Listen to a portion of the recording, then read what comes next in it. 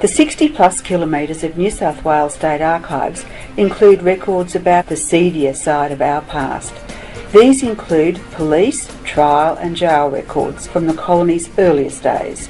Among these records is a journal kept as an official surveillance record by William Augustus Miles, who was Superintendent, then Commissioner of Sydney Police in New South Wales from July 1840 until July 1848.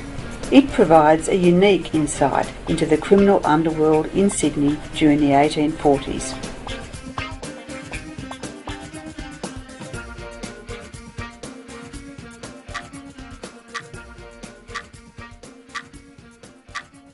I am Commissioner William Augustus Miles, appointed in the year of our Lord 1840 as Superintendent of the Sydney Police.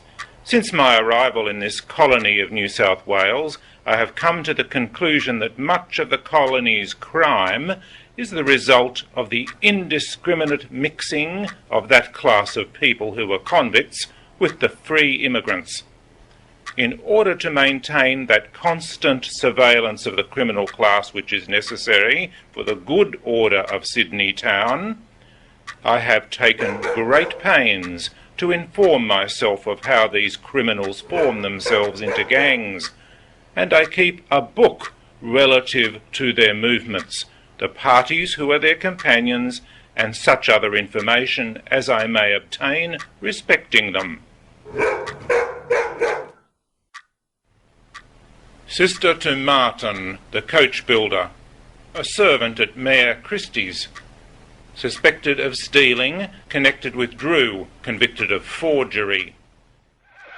Michael Sheridan, Harrington Street, a thief, drives a dray and drives a trade with what he pilfers.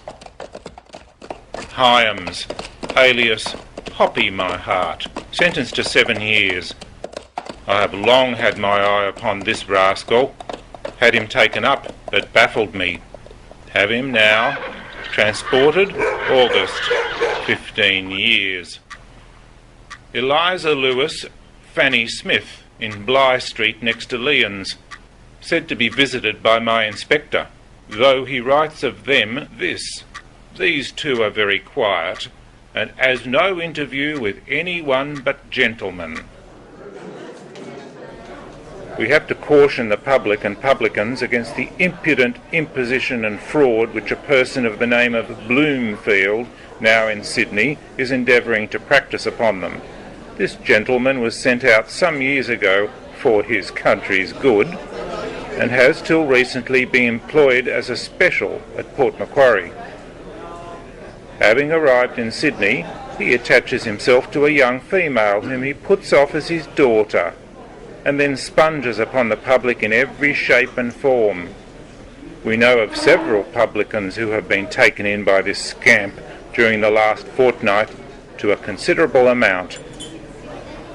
He is a tall, jolly-looking personage with a most unfailing stock of assurance, to which he trusts upon his first introduction of himself for making a favourable impression. He assumes the familiar style, and what he principally delights in is having everything round him in a homely way. We saw this fellow, after being turned out of a house where he had run up a bill of £7, step into a poor man's shop, and having refreshed himself and his dear Ellen with ginger beer and cakes to the amount of some shillings, retire with a promise to call again tomorrow and pay.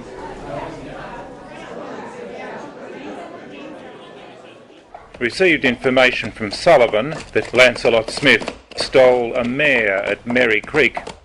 Apprehended him at Mrs. Brown's in Pitt Street. Sullivan said he was planning the robbery of the Catholic Cathedral and described where the valuables were kept. On seeing Father Murphy on the subject, I found the silver as stated. The idea originated with some man in Hyde Park Barracks employed to help in cleaning the cathedral.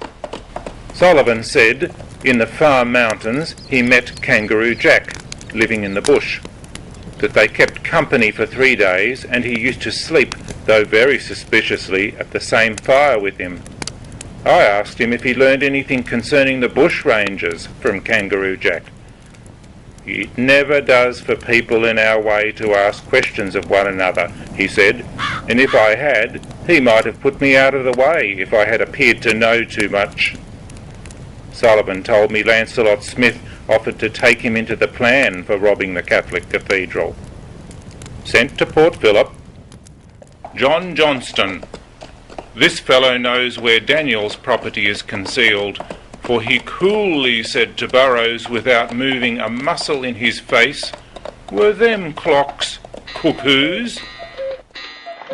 Sharp. The watchmaker gave me information of this man. Suggests he had cases of watches, some with names and numbers erased. Takes pledges of all sorts and no questions asked. Sent to jail, tried and sentenced for stealing a ring. The complete manuscript and transcription of the Registry of Flash Men by William Augustus Miles, together with many other records from the seedier side of our past, can be found at State Records website at www.records.nsw.gov.au.